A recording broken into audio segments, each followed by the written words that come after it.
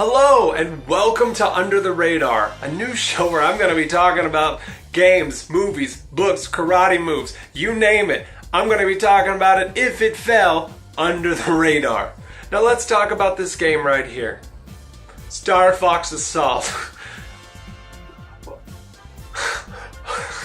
Let's talk about it.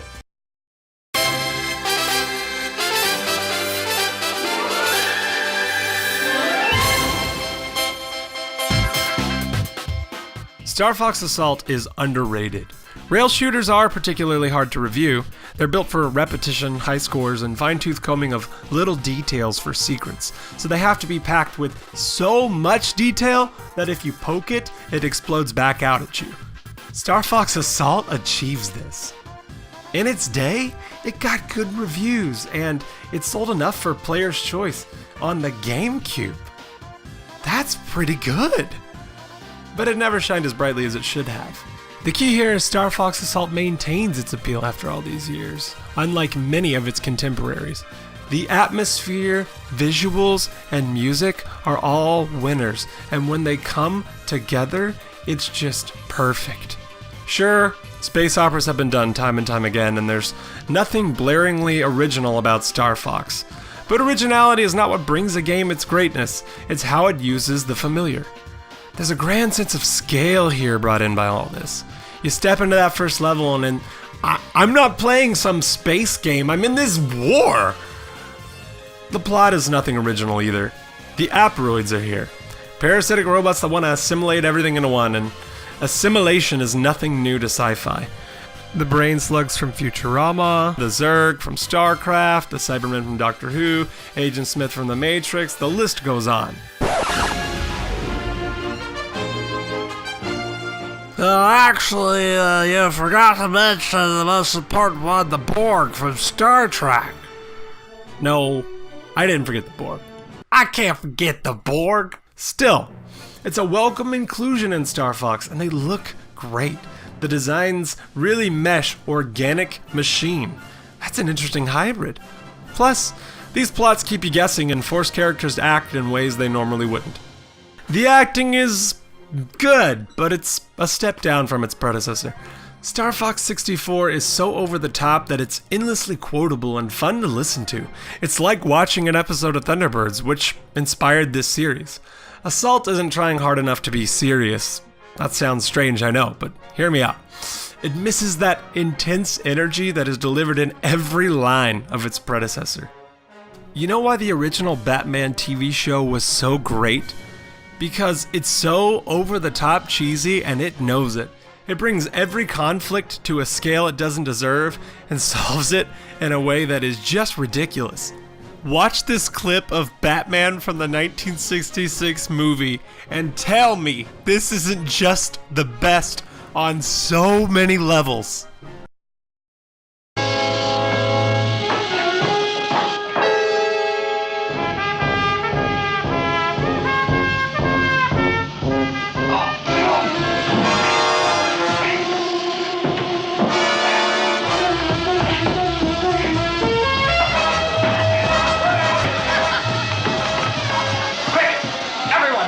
Flee for your lives! Into the street!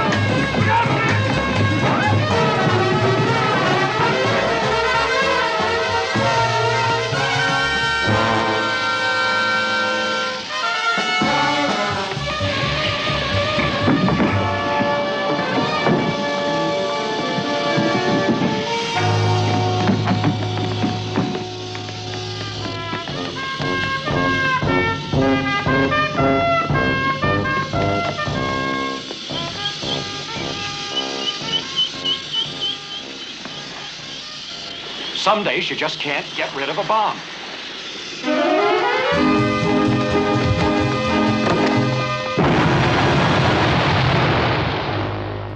If this is not the kind of thing that you enjoy, you've come to the wrong game. There's a thinness to the suspension of disbelief that is extremely entertaining, and Star Fox 64 embodies this. That's why it's so quotable. It's the cast of Star Fox 64 that makes it so strong. The cast of Assault is good, it's just not as over the top. Star Fox has had so many voice actors over the years, and let's face it, the 64 cast is the best. You can tell because they return in Star Fox Zero, and their performances are just as great. Alright, so the gameplay. The gameplay is twofold: rail shooting and free range. The rail shooting is great. It's everything you expect from Star Fox, with some new tweaks thrown in, like different difficulties, teammate medals, and hidden rally flags. The different difficulties don't seem to change too much, but it is harder. It works. Rail shooters don't live in the land of variety, they live in the land of compact subtlety, and that's because the pace is set for you. And that's not a bad thing, it just forces the player to think differently because pace is no longer one of the many things being processed. You play the levels in a set order as opposed to having branching paths, which is a disappointment, as knowing that a level had a secret path but not knowing where it was or what conditions unlocked it increased the replayability significantly. It was so rewarding seeing all the paths in Star Fox 64 and figuring them out. The R-Wing only free range levels are great. It's the on-foot ones that they're just very repetitive. There is some spice to them. You can hop in the R-Wing or the Landmaster sometimes, and that's pretty cool. It tries to translate the many things we love about rail shooters into freedom, and it ends up being a little too repetitive. Find the spawner, gun it down. Find the spawner, gun it down. Yeah, you get it. To get the medals, you have to get a high score, which is done by combos. Going for the gold medals and high scores in the free range levels is okay. You gotta figure out the most efficient path to get the highest combos, and that just bogged me down. Whereas trying to get the gold medals and the best score in the rail shooter levels does not feel this way, because you're not moving through so much emptiness. It's like coming from Breath of the Wild, where there's a great degree of intentionality and detail in every bit of the world, into Assassin's Creed, where the world is big, but there's an emptiness to it. This doesn't mean these levels are unfun, they're plenty fun, but the higher the difficulty and the more things you try to achieve, the more bogged down you're going to get. Now the controls are a dividing factor here. The R-Wing controls great, but the Landmaster is really heavy, and so is Fox. He's fast and heavy, and he kinda feels like a tank too. Let me make this clear, the controls did not detract from my experience in any way. I found them totally fine and really fun, but I don't find it unreasonable that other people have a hard time with them. It's a fun single-player experience. It's worth your time. And finally, there's the shining star, the multiplayer. The multiplayer is the true hidden gem of this game. Many an hour was spent playing this with my friends late into the night, and even now, it still has that grand appeal. The R-Wing only multiplayer it's fine. It can feel confining because there's a limited number of options, but it works because you'll find that the cleverest pilot always wins, which means there's a mastery to it. The free range multiplayer is really where it's at.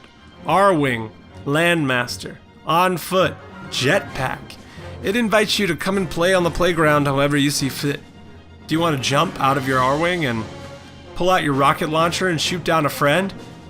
Do it! Different stats for each character, great level design, and plenty of options keep things fresh. It's wildly fun. It could have been even better if it utilized the GameCube's LAN feature, but it doesn't. The heaviness of the characters come into play here, and it works in the game's favor because it adds to the wildfire speed of everything. The pace has whispers of something like Duck Game, or maybe it's the other way around. I'd like to see Nintendo try something like Assault again. There's so much promise and not many faults. I'd easily pay $20 to $30 for it. It's no masterpiece, but it's a darn good game. And with this genre, what you see is what you get. So if this looks fun to you, you're probably in for a good time. Much like its successor, Star Fox Zero, there is plenty of reason to dislike this game, and some will be drawn to it and some will be repulsed. The free-range gameplay and how they control will certainly be a dividing line. A lot of folks will love the rail shooters, but not the free-range stuff, and that's fine. It seems to be a love it or hate it affair. And I love it.